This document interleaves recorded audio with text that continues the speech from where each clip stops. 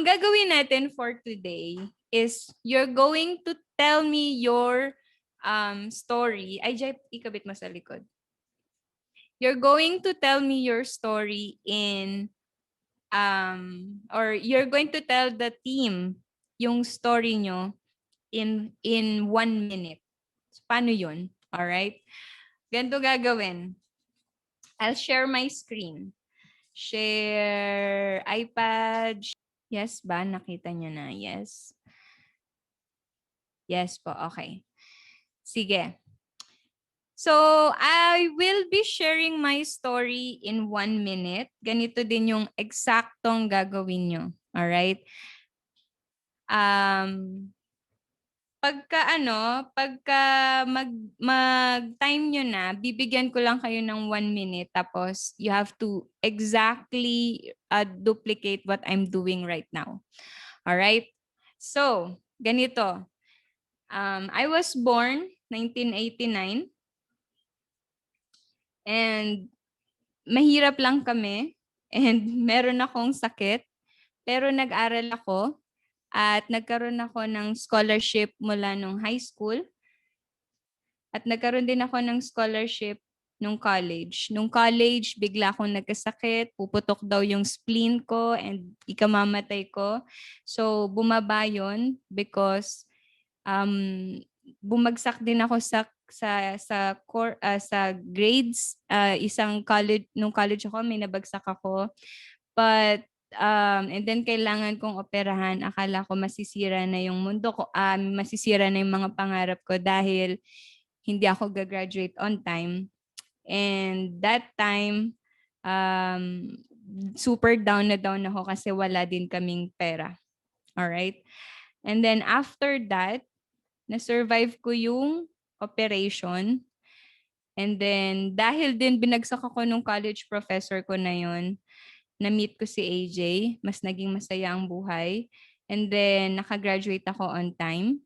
And then, nagkaroon ako ng work. Kahit na hospital ako for 2 months, inabsorb pa rin ako nung company kung saan ako nag-OJT, nagkaroon ako ng work. And then, tuloy-tuloy, nagkaroon pa rin ako ng work. Pero bumaba to nung nawala si Papa. That was the lowest point of my life.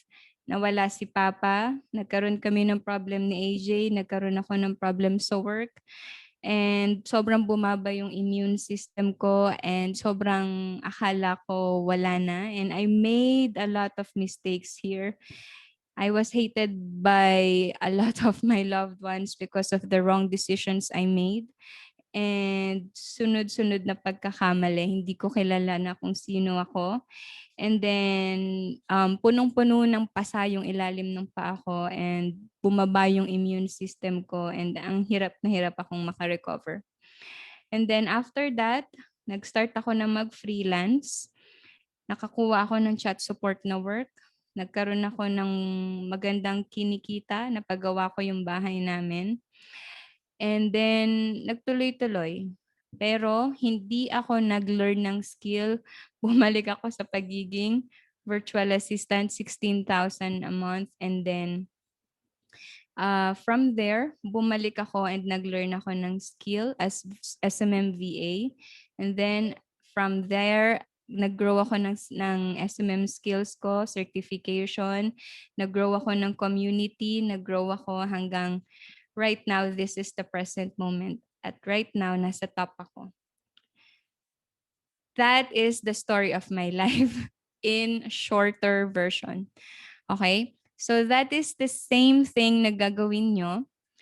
Anong magiging itsura ng life nyo? You have to tell me yung bata ka, yung masaya, high points. And then you have to tell me saan unang nagkaroon ng problema, and saan nasira, and ano yung mga low points na yun. What's the reason why I want you guys to do this? Is because most of us, we think that lahat tayo nasa high moments natin. Parang lahat ng mga kakilala natin, meron lang silang high moments. But that's not the real thing. Lahat ng mga tao, may mga down moments. Lahat ng mga tao may lowest point ng buhay nila, regardless kung sino ka.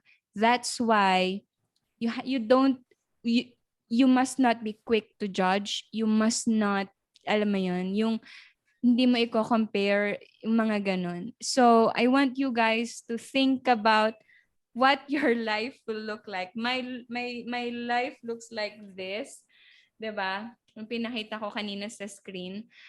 And I want to see what are those. Okay?